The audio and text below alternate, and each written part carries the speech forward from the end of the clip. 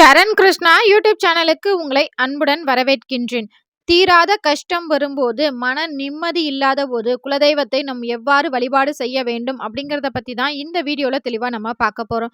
நம்ம சேனல்ல உள்ள வீடியோவை ஃபர்ஸ்ட் டைம் நீங்க பார்க்குறீங்க அப்படின்னா, மறக்காம நம்ம சேனலை சப்ஸ்கிரைப் பண்ணி வச்சுக்கோங்க. நம்ம சேனல்ல தொடர்ந்து குலதெய்வ பதிவுகள், ஆன்மீக தகவல்கள் வந்து கொண்டே இருக்கும். வாங்க வீடியோக்குள்ள போகலாம். குலதெய்வ வழிபாடை பற்றி பெரிய பெரிய ஞானிகள், மகான்கள் சொல்லும்போது நமக்கு அதீத புரிதல் ஏற்படும். அப்படித்தான் இந்த மகா பெரியவர் பலருக்குமே தெரிந்த ஒரு மகான் தான். அந்த மகா பெரியவர் குலதெய்வ வழிபாடை எப்படி சொல்கிறார் அப்படிங்கிறதையும் இந்த வீடியோல நம்ம பார்க்க போறோம். மகா பெரியவர் தன்னை பார்க்க வர பக்தர்களின் முகத்தை பார்த்தே சொல்லிடுவாங்க. நீ இப்படி இவ்வளோ கஷ்டத்தில் இருக்கியா, அப்போ முதல்ல குலதெய்வ வழிபாடு செய். அது எப்படி செய்யணும் அப்படிங்கிற ஒரு முறையையும் அவர் சொல்லி கொடுத்துருக்காரு. அது என்னென்னா, ஒரு குடும்பத்திற்கு தீராத கஷ்டம் ஏண்டா இருக்கும் அப்படின்னு தெரியலையே, அந்த அளவுக்கு ஒரு கஷ்டம் வாட்டி வதைக்குது அப்படின்னா, முறையாக குலதெய்வ வழிபாடு முதலில் செய்ய வேண்டும். வருடத்திற்கு ஒரு முறையாவது அந்த குலதெய்வத்தை பார்த்து குலதெய்வத்திற்கு என்ன வேண்டுமோ அதை நாம் செய்து வைக்க வேண்டும். ஒருவேளை படையலாவது பொங்கல் வைத்து படையலிட்டாவது நம்ம குலதெய்வத்தை மனதார வணங்கி வேண்டி விட்டு வர வேண்டும். அவ்வாறு வேண்டி வரும்போது நம் கஷ்டங்கள் அனைத்தும் பறந்தோடும். ஒரு குடும்பத்தில் பணம், பொருள், பொன் இதெல்லாத்தையும் நம்மளாக பார்த்து சேர்க்கறது தான். நம்ம உழைச்சோம்னா இந்த பொருளெல்லாம் நம்ம சேர்த்துடலாம்.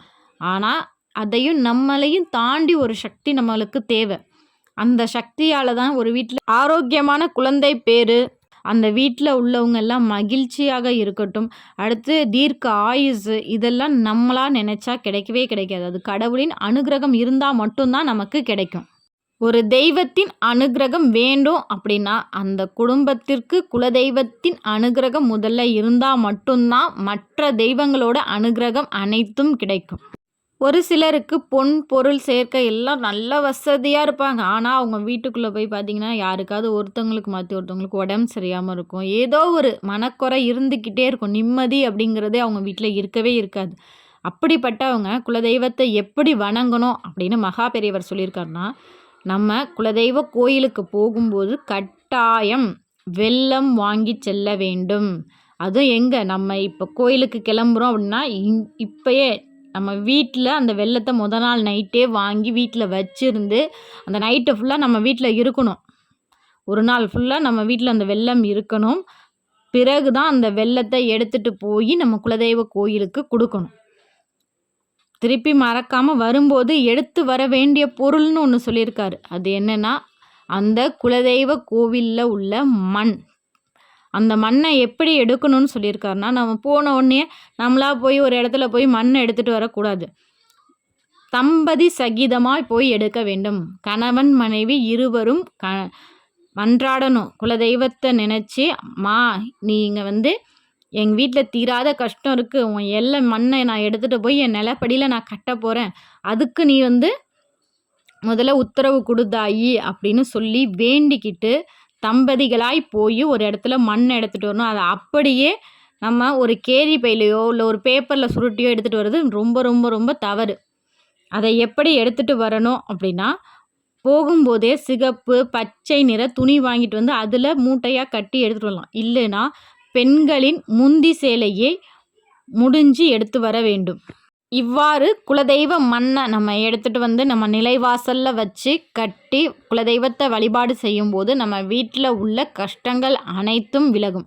ஆனால் உங்கள் கோயிலில் குலதெய்வ மண் எடுத்து வழிபடுற வழக்கம் இருக்குது.